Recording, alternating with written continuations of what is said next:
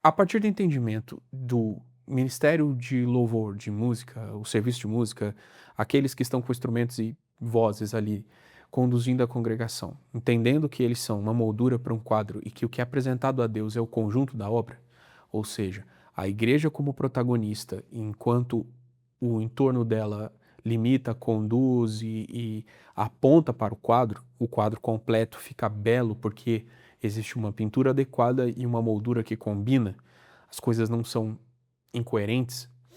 Esse conjunto é apresentado a Deus como uma proclamação da glória da graça. No Novo Testamento, nós louvamos a glória da graça de Deus. O que é que deve ser o conteúdo que as igrejas cantam? Eles devem cantar o que Deus fez por nós, o que Deus é por nós, a obra de Cristo, a glória de Cristo, a redenção. Esse é um canto que é exclusivo dos homens. A criação de Deus inteira proclama a sua glória, a sua sabedoria, o seu poder, mas nós, homens, nós cantamos a redenção, porque nós fomos comprados com o sangue do Filho de Deus. O Cordeiro de Deus foi entregue por nós, porque nós pecamos, nós nos desviamos. Nós nos afastamos de Deus, viramos para eles as costas e ele foi atrás de nós e nos comprou de volta com a obra da cruz. Então, o conteúdo do louvor da igreja é o conhecimento da obra de Deus. Nós cantamos exclusivamente sobre a cruz é o ápice da obra de Deus a nosso respeito, mas com ela nós cantamos todas as coisas que Deus é e tem para nós. Nós cantamos os atributos do Pai, nós cantamos a obra do Espírito, nós cantamos o heroísmo do Filho, quantas coisas devem ser proclamadas nesse nosso louvor.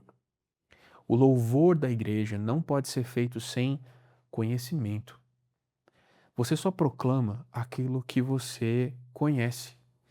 Você só anuncia, e lembrando, proclamação é anúncio, é você ir a um alto monte e bradar em alta voz: Deus me ama, Deus me salvou, Deus salvou a sua igreja, Deus nos ama, nós somos o povo santo, Deus nos escolheu, nós não merecíamos e assim Ele nos amou, independente do nosso estado, e está nos transformando para nos conformar à imagem de Cristo, para que nós vivamos uma vida satisfeita nele e assim ele seja mais glorificado enquanto nós o adoramos ainda mais e estamos mais satisfeitos nele. Esse aspecto do conhecimento é fundamental. Jesus fala que os verdadeiros adoradores adoram o Pai em espírito e em verdade. E antes disso ele fala que os judeus adoravam o que conheciam, enquanto os samaritanos adoravam o que não conheciam. O culto dos samaritanos era um culto misto, que eles adoravam a Deus e outras coisas. Deus era como que um num panteão. Os judeus adoravam Deus como sendo o único e aquele que havia prometido vir redimir o seu povo. Esse é um entendimento saudável e correto a respeito de Deus. E no Novo Testamento, nós cantamos também a obra do Filho, a obra de Cristo, e todo esse conhecimento gera uma proclamação. É importante demais que a igreja conheça o que está cantando e que o canto que a igreja proclama seja um canto de conhecimento. E isso afeta muito diretamente todos os que servem a igreja com música, sejam os instrumentistas, sejam os cantores. As pessoas que servem a igreja devem conhecer o que cantam e devem conhecer a obra de Cristo que está sendo proclamada naquela canção, a obra de Deus que está sendo entoada ali. Louvor sem conhecimento é uma porta aberta para a idolatria. Porque quando você louva sem conhecimento, aquele louvor vazio, espaços vazios são boas oficinas para o diabo, como dizia as nossas mães, né? Mente vazia, oficina do diabo. Louvor sem conhecimento, se o objetivo da arte é a proclamação de alguma coisa, quando a gente não tem Deus no centro da adoração, uma outra coisa vai se miscuir ali. Isso pode ser você ou pode ser a música em si. Quantas pessoas tocam pela música? Entende?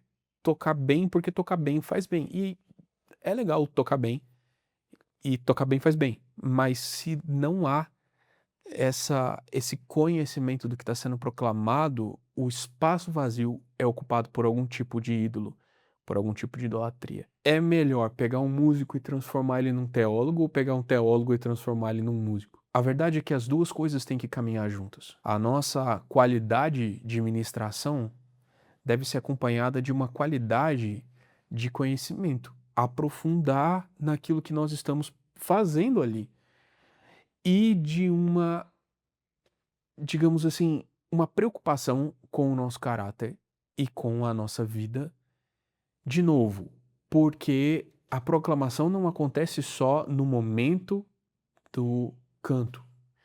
Mas vamos fechar uma janela aqui. Nós precisamos saber o que cantamos. Um pecado que as congregações frequentemente cometem é cantar o que está no hype, é cantar o que está funcionando. Não tem cancioneiros intencionais, eles têm cancioneiros hypados. Gente, essa música tá bombando, a gente vai entoar essa música porque ela é massa, e a gente vai cantar o que é massa. E aí você vai numa igreja, você vai em outra, você vai numa igreja, você vai em outra, todas elas estão cantando as mesmas músicas, porque são as músicas que estão em alta no Spotify Gospel Brasil naquele momento. Eu não tenho nada contra músicas novas, pelo contrário, eu sou um perseguidor do cântico novo. Maravilhoso ouvir novas canções e ver que depois de, sei lá quantos 1000 anos de relacionamento com Deus, nós ainda temos formas novas de louvá-lo, novas melodias, novas formas de ver a verdade da Escritura e de entoar um louvor a Deus com novas linguagens. É maravilhoso você ouvir como a cultura de diferentes nações, diferentes expressões culturais encontram formas naturais e orgânicas de louvar a Deus. Você vai ouvir africanos cantando, eles cantam com timbres específicos, usam instrumentos específicos e expressões musicais, musicalidades específicas, ritmos específicos, e é gostoso demais você ouvir e falar, meu Deus, como é legal, quanta alegria expressada ali naquele louvor tão espontâneo. Mas aí você vai na grande congregação na África, eles parecem americanos cantando. Por quê? Porque é uma cópia de uma estética. Se você vai numa pequena congregação em algum país europeu, eles vão cantar uma coisa mais parecida com um cântico medieval, uma expressão mais cheia de pompa e de circunstância e sisuda, porque é uma expressão cultural, é assim que a natureza funciona para eles, a musicalidade deles é essa. Mas aí você vai numa grande congregação, eles parecem americanos cantando. Quando você vai nos Estados Unidos e você vai ouvir uma igreja que tá num bairro predominantemente negro, eles vão cantar os spirituals e os gospels daquele timbre bonito que funciona naquela cultura.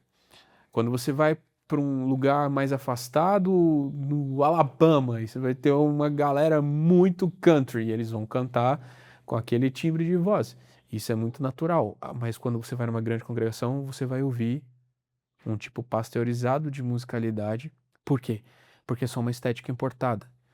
Hillsong, Bethel e seus muitos filhos e filhas geraram uma pasteurização da musicalidade que é considerada a CCC, né? Música cristã contemporânea, né? E isso é um pouco triste e demonstra falta de conhecimento. Não é só uma questão cultural. A expressão musical ser rica, ampla e ser autoral, entender a cultura como parte da linguagem da adoração e usá-la para a glória de Deus, reflete a pluralidade de destinos que a graça de Deus tem no mundo. Deus quer um povo que é feito de muitos povos, de muitas línguas, de muitas nações e de muitas expressões culturais diferentes. Quando Deus fala de línguas, ele está falando da base formadora da expressão cultural de um povo. A cultura de um povo é muito determinada pela sua expressão linguística. A língua forma a cultura, certo? A partir da expressão linguística, a cultura se constrói em torno daquilo. Num sentido assim muito mais estreito, o que é que a sua igreja canta? Aquilo que ela conhece. Igrejas precisam cantar a palavra e louvar a Deus com conhecimento. Mas falando especificamente dos músicos, cantores e instrumentistas, Nós precisamos ser pessoas profundas no conhecimento de Deus, profundas no relacionamento com Ele, para que a nossa vida não seja um contra-testemunho daquilo que a gente está dizendo para a congregação louvar. E se a gente não conhece o que está sendo proclamado, o nosso louvor é vazio e a gente não conduz as pessoas para um lugar que a gente não conhece, para um lugar onde a gente não está. Como você quer estar à frente da congregação, emoldurando o louvor da congregação, mas o seu conhecimento não alcança aquilo que está sendo cantado e as maneiras como você se expressa e o testemunho que é visto em você não é coerente com aquilo que é ensinado. Eu não preciso nem falar muito desse aspecto do caráter, eu vou deixar isso para falar num próximo vídeo. Por hoje, o importante dizer é: nós cantamos o que conhecemos e nós louvamos, nós adoramos a Deus e a partir daquilo que nós vemos nele, nós proclamamos isso. Louvor sem conhecimento é vazio e espaços vazios são ocupados por idolatrias. O motivo de haver tantas idolatrias nos meios musicais e nos ministérios de louvor e etc., tantos excessos, tantos tropeços, tantos maus testemunhos, é justamente por causa da falta do conhecimento.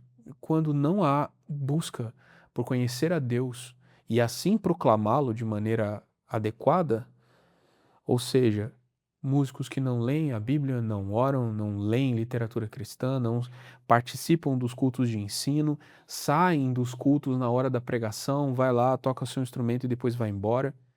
Não participam de outros serviços na igreja, não se submetem às lideranças, têm uma vida carnal, mas na hora de louvor se emocionam profundamente. E são os melhores crentes do mundo enquanto estão em cima do palco. É uma vida vazia, entendeu? É fofo, é sem consistência. Se você é músico, tente equilibrar o máximo possível o tempo que você gasta com a sua melhoria enquanto músico e os investimentos que você faz enquanto músico com os investimentos que você faz no próprio coração, na própria mente, no próprio entendimento.